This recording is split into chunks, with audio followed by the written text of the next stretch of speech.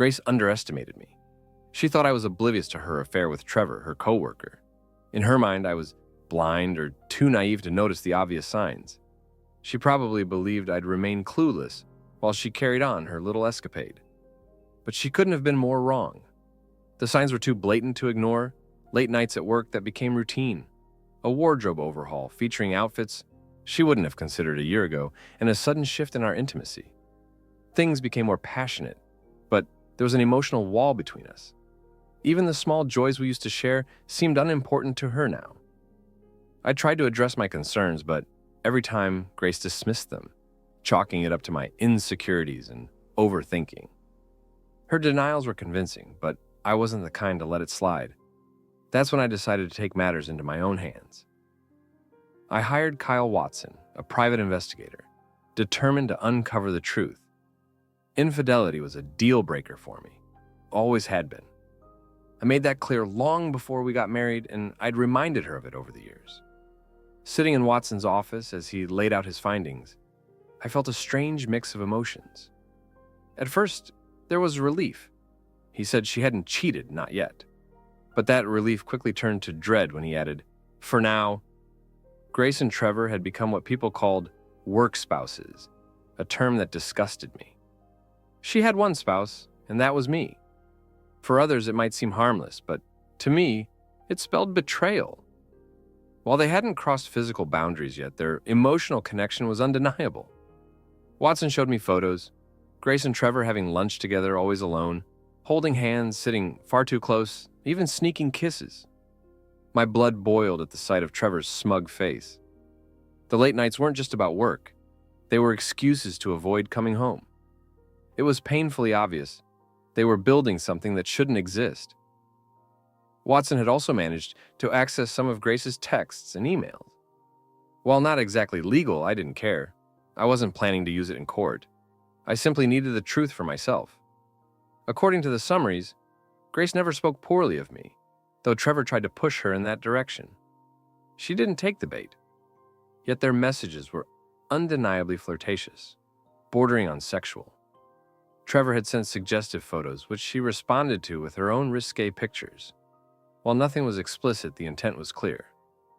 Then came the most damning detail. Trevor's wife was heading out of town for a few days, and the two of them were planning to use the opportunity to take their relationship to the next level. They'd brainstormed ways to make it happen without raising suspicion. Grace even considered lying about a girls' weekend, but dismissed it, knowing I'd probably check. In the end, Trevor convinced her to simply be honest. He believed I'd go along with it, thinking I'd be so desperate to keep her happy that I'd allow it. He even argued it could improve our marriage. The arrogance stunned me, but what hurt most was that Grace seemed to believe him. She knew me better than that, or at least she should have. It was like I didn't even recognize the woman I married. Before leaving Watson's office, I asked him to keep monitoring her and to update me if anything changed. On Friday, he called with more news. Grace planned to come clean on Monday. She intended to sit me down and inform me that she was going on a date with Trevor, dinner, dancing, and a night at a hotel. She expected to be back by Saturday, or depending on how things went, Sunday. They'd rehearsed her speech, convinced I'd accept it after an initial outburst, especially when she dangled the promise of intimacy as a reward for my understanding. The arrogance of it all made my head spin. I had the weekend to figure out my response. I wasn't sure if I even wanted to save my marriage anymore. When we first got married, Grace had been my best friend, my partner, my everything. But now I questioned whether that was ever real, or if I'd been fooling myself all along. Still, I wasn't about to let Trevor win. Not like this. On Monday, Grace called me after lunch. "Hey," she said sweetly, her tone almost unnerving. "Just wanted to make sure you'll be home on time tonight. I need to talk to you about something important." "Oh, good," I replied, keeping my voice casual. "I've got something to share too. I'll be home around 5:15. Does that work?" There was a pause, her hesitation betraying her curiosity. "What kind of news?" "You'll find out tonight," I said firmly. "See you then." After hanging up, I informed my boss I'd be leaving early. He didn't mind, and I used the extra time to prepare for the evening. By 5:26, I was seated at the kitchen table, a bottle of Sauvignon Blanc open, and 2 glasses waiting on the counter. My heart raced with anger, but outwardly I remained composed. The garage door rumbled open. Showtime. A couple of minutes later, the door opened and Grace walked in alone. She tossed her keys and purse onto the table with a casual carelessness that spoke volumes. I felt a wave of relief. Trevor wasn't with her. His presence would have only complicated the situation. I greeted her with a calm smile. "Hey, sweetheart," I said, deliberately mirroring the overly sweet tone she had used earlier on the phone. "Do you need a minute to settle in, or should we dive right into it?" She hesitated, clearly thrown off by my directness. I could see her mind working, trying to adjust to this unexpected start. She had probably planned to ease into the conversation, to steer it on her terms. But I wasn't going to give her that luxury. If she had rehearsed a speech, I intended to throw her off balance. I didn't think you'd be waiting like this," she said, a touch of nervousness creeping into her voice. "But sure, let's get it over with." She pulled out a chair and sat down across from me. "If it's all the same to you, I'd like to go first," I said, not giving her an option. Okay," she replied cautiously, her unease growing. "Wine?" I offered, grabbing the bottle and pouring 2 glasses before she could respond. I slid one toward her, keeping the tone casual, almost cordial. Grace picked up the glass and, after a deep sigh, took a long drink, emptying half of it in a single gulp. I silently refilled it as soon as she put it down. I leaned back, keeping my tone steady. "I've been thinking about this for a while, and I don't see the point in dragging it out." The silence that followed was deliberate, giving her time to feel the weight of my words.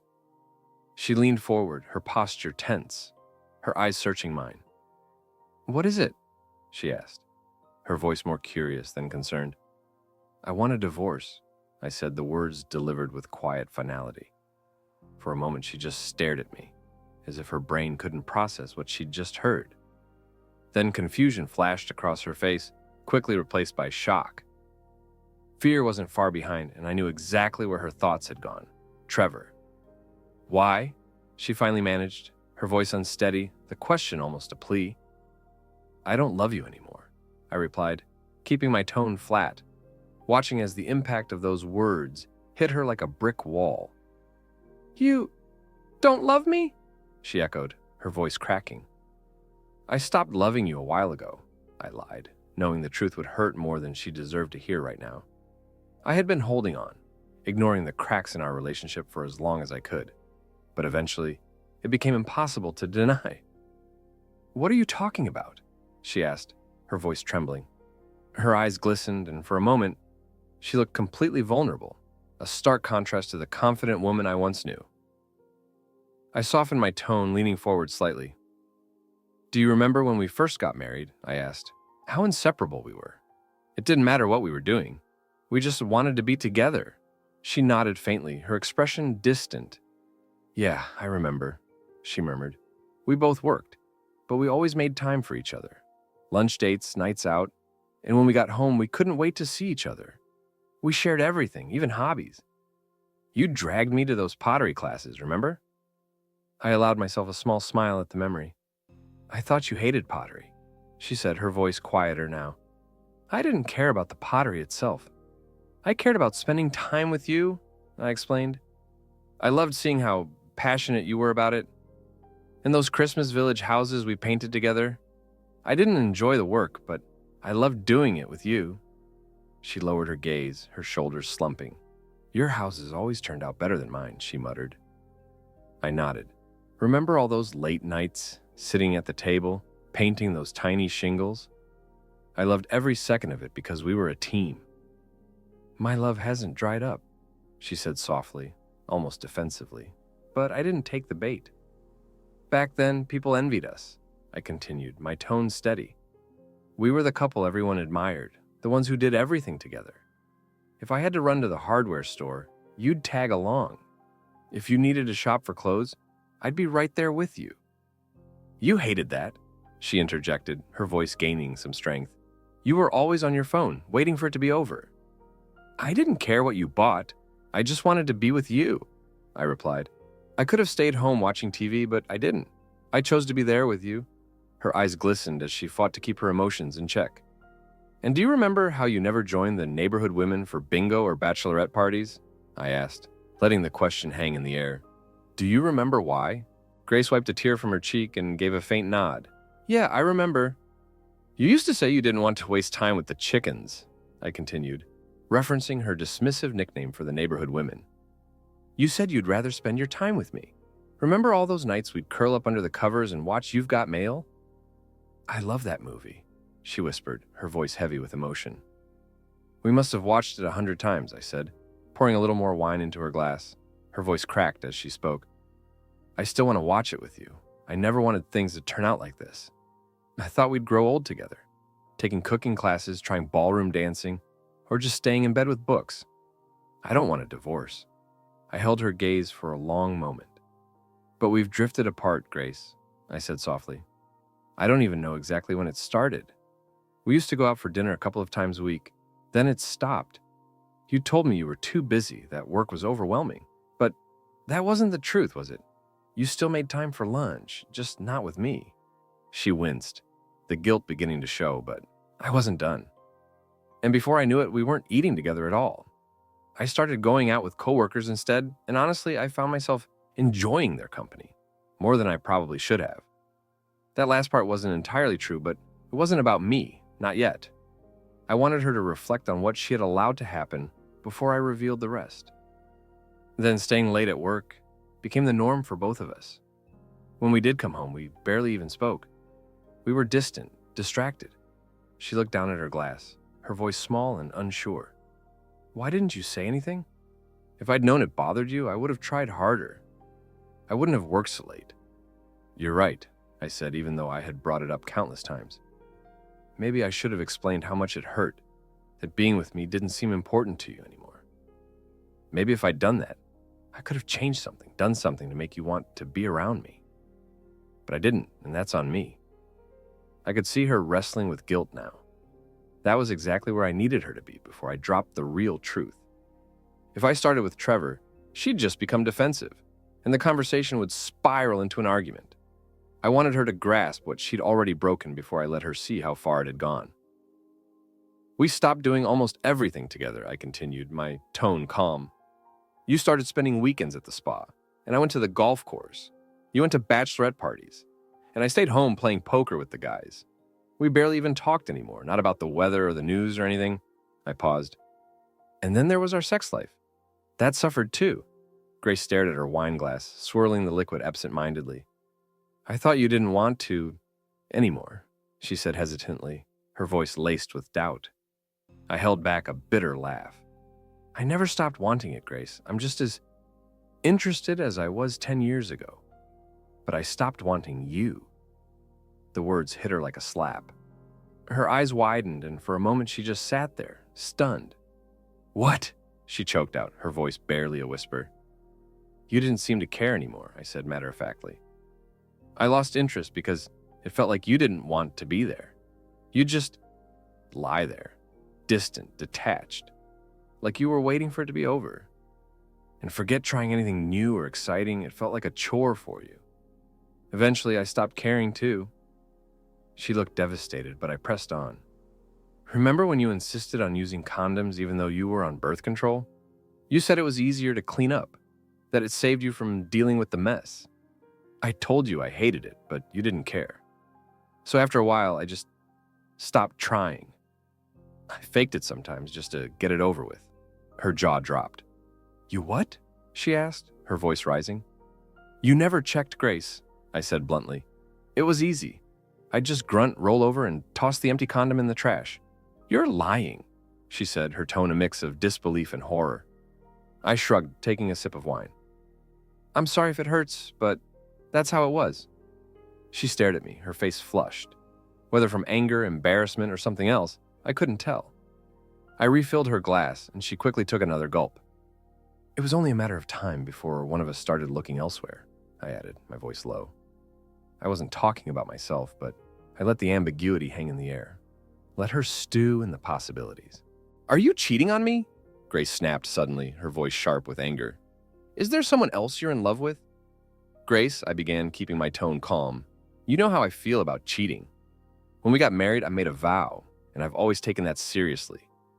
You also know how my first wife betrayed me with a coworker, just like your ex-husband cheated on you. I'd never put you through that, and I trust you wouldn't stoop so low as to hurt me like that." Her face softened and she looked away. "How could you think I'd do something like that?" she muttered, almost to herself.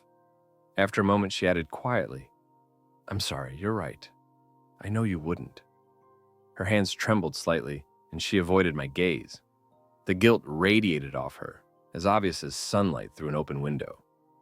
"Let's not wait for the divorce to finally sleep with someone else," I said, my words deliberately ambiguous, to make her wonder. Which brings me to the real reason I wanted to talk. I've already spoken to my lawyer, and the papers are ready. You'll be served by Friday." "What?" she gasped, her eyes widening in disbelief as panic crept into her voice.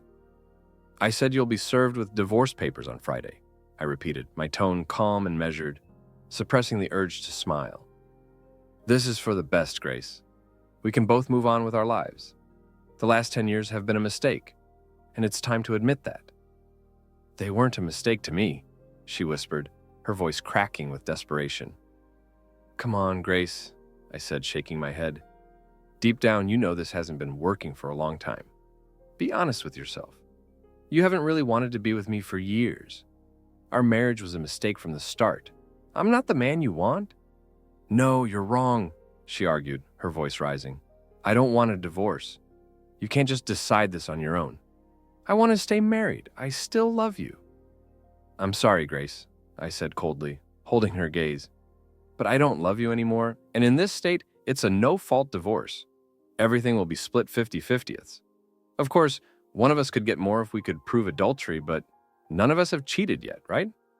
So, a clean break is fair. I've already scheduled a meeting at the bank tomorrow to divide our accounts. We'll need new credit cards and utilities set up separately. The realtor is coming Wednesday to list the house." "Wait," she cried, her voice breaking. "You're moving way too fast. I don't even know what to do. Please slow down." "Don't worry," I said evenly. "I've already packed my things. I'll be staying at a hotel until I find something more permanent. You can stay here until the house sells." "Stop," she yelled, panic spilling into her voice. "Please stop." "There's no reason to delay this, Grace. We need to finalize everything before Friday." Her face twisted in confusion, and her voice sharpened. "Why Friday? What's so important about Friday?" "Well," I said, leaning back in my chair, "Friday's the day you're supposed to meet Trevor, isn't it? That's when the two of you are planning your little hotel getaway." Grace froze, her face going pale. Her wide eyes darted around, searching for an escape. She opened her mouth, but no words came out. Just a faint hiss of panic. "Did I get the date wrong?" I asked casually, reaching for the folder tucked under a stack of magazines.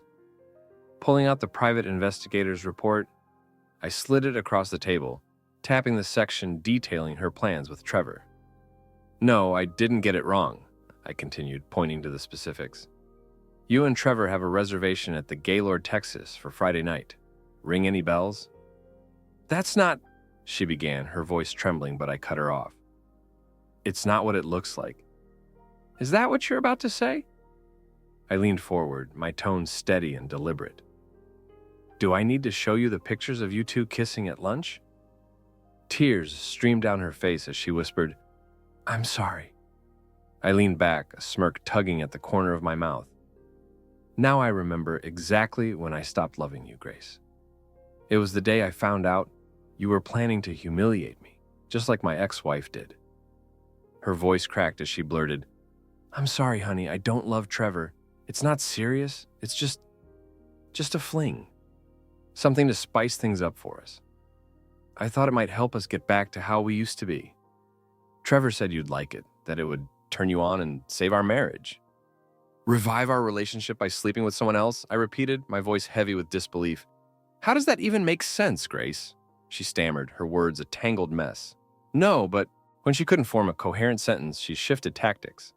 "Trevor told me you'd agree to it if you really wanted me to be happy." "I do want you to be happy, Grace," I said, my tone icy. "But I wanted you to be happy with me, not with another man. What made you think I'd never be okay with this? You, of all people, should know how I feel about infidelity." "Yes, but..." Grace's voice trembled as she scrambled to find an excuse, any excuse. It wouldn't really be infidelity, not if you gave me permission. Not in this lifetime, I cut in sharply, leaving no room for debate. Her eyes dropped, shame casting a shadow over her face. I see that now. I should have known better from the start. I don't even know what I was thinking. I guess I just felt so empty. Trevor made me feel alive again. Empty? I scoffed, leaning forward. How could you feel empty when we were supposed to be happy? We were building a life together, weren't we? Her voice wavered. I don't know, but think about it, I interrupted, my tone sharpening. You felt empty because you created that distance. You pulled away from me. You stopped coming to lunch. You stopped doing the things we used to love.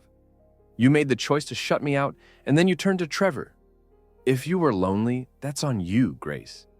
You made your bed. She blinked, clearly shaken. I didn't do that on purpose. No, I wouldn't have. Her voice trailed off, and she grasped for a lifeline. I thought you were the one pulling away. Don't you remember? You kept saying you were too busy. That last time we were supposed to meet for lunch, you canceled. You told me to go without you. After that, I stopped trying, and you never even noticed. She stared at her hands, her voice dropping to a whisper. I guess you didn't realize you were losing me either. Anger flared within me. You made your choice, Grace. You were too wrapped up in yourself and Trevor. Well, now you can have him. Her head snapped up. I don't want him, she blurted, her frustration cracking through her voice. I want you. I want us. I know I was wrong.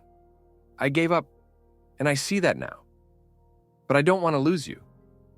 It's too late, I said flatly, my tone leaving no room for argument. No, it's not, she shouted, her voice breaking under the weight of her desperation. I didn't sleep with him. I swear I'll never see him again. I'll quit my job if I have to. Please, I can fix this. We can fix this. You already crossed the line, I said bitterly. You betrayed me in every way that matters, except one. And that's the only reason I'm still sitting here. We didn't have sex, she cried, tears streaking down her face. I wasn't thinking straight. I didn't love Trevor. It was just a stupid crush. Something to make me feel, I don't know, excited. But it's over now. I see that. Please, don't leave me. It's not that simple, I said firmly. Why can't it be? She pleaded, her tears falling freely now. Yes, I was wrong, but you stopped me before it went too far. It already did go too far, I replied, my voice steady but unyielding. Just because you didn't sleep with him doesn't mean you didn't betray me. We were just friends, she said, her voice cracking. You should have been friends with me, I shot back, my anger finally slipping through. I have plenty of friends, Grace, but I don't kiss them. I don't hide things from you, and I certainly don't plan to sleep with them. Her shoulders shook as she buried her face in her hands, sobbing. I swear, I'll never take you for granted again. Please, can't you see this for what it is? A huge mistake? Can't you forgive me just this once? I let the silence hang for a moment before responding. This isn't a game, Grace. There are no do-overs. You walked away from what we had. You gave your heart to someone else. No, she cried, her voice hoarse. Trevor never had my heart. My heart has always been yours. And yet you were ready to give him your body, I said coldly. But I didn't, she sobbed. You stopped me. Shouldn't I mean enough to you that you'd fight for us? I asked, my voice hard. Don't I matter at all? She whispered brokenly. You mean everything to me. I'd fight anyone for you. I shook my head and stood, my voice calm but firm. Maybe once you would have. But now it's over. She reached for my arm, panic in her voice. Please don't leave me. I'll do anything. Just tell me how to fix this. I pulled away gently, my expression unreadable. I believe you're sorry, Grace, but that doesn't change what's already done. I don't love you anymore. Her sobs grew louder, filling the room. I added coldly, besides, you still have Trevor to comfort you. Trevor's married, she choked out. He never wanted a relationship. He just wanted that. I let out a bitter laugh. Well, maybe his plans have changed. I'm sure his wife had plenty to say about it. She and I used the same divorce attorney. Her eyes widened, and I could see the shock registering on her face. I slid a folder across the table. Everything's in there, the investigator's full report, the pictures, and the divorce papers. Trevor's wife has a copy too. I suggest you read it carefully.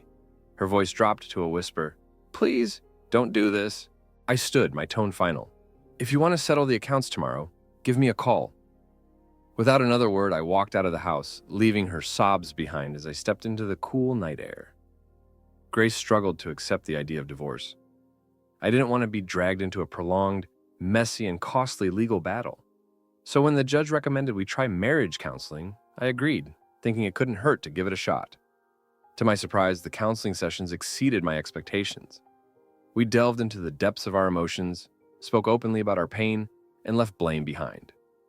Grace confronted how she had allowed Trevor to manipulate her thoughts and nearly ruin our marriage. On my part, I unloaded the weight of the betrayal, the humiliation, and the anger I had been carrying for far too long. Even the counselor seemed impressed with how much progress we made. After a few weeks, I decided to move back into the house. The connection between us reignited, both emotionally and physically. The intimacy was electric, passionate, intense, and more frequent than it had been in years. Grace was eager to repair what had been broken, and I felt that she was genuinely committed to us again. We were rediscovering each other. A year later, it felt like we had returned to the magic of our early days. Grace had quit her job and started working at my company. We commuted together, shared lunch breaks, and spent more time with each other. Not because we felt obligated, but because we genuinely enjoyed being together. We began doing everything as a team again. That Christmas, we decorated a tree together and finished painting the holiday village scenes we had abandoned years ago. On a whim, we signed up for ceramics classes and even ballroom dancing lessons. Slowly but surely, we rebuilt the foundation of our marriage. One afternoon, while going through some old boxes in the attic, I stumbled upon a set of colored pens we used to use together. To my surprise, they were still in perfect condition, a small yet poignant reminder of the parts of our life we thought we had lost, but had simply forgotten. Then, on a chilly evening, we snuggled under a blanket, sharing popcorn as we watched You've Got Mail for what had to be the 1,000th time. Grace leaned over, kissed me gently, and whispered, "Honey, I need to talk to you about something." The emotion in her voice made my chest tighten, and I saw tears shimmering in her eyes. My heart raced, and I braced myself for the worst. But before I could speak, she continued, her voice trembling yet steady. "You're going to be a daddy." Relief, joy, and disbelief hit me all at once. I wiped the tears from her cheeks and, channeling my best Tom Hanks impression, said, "Don't cry, shop girl, this is good news." Grace laughed through her tears, a bright smile breaking through. "I guess I've always been obsessed with happy endings," she said, her voice warm with affection. "Sue me."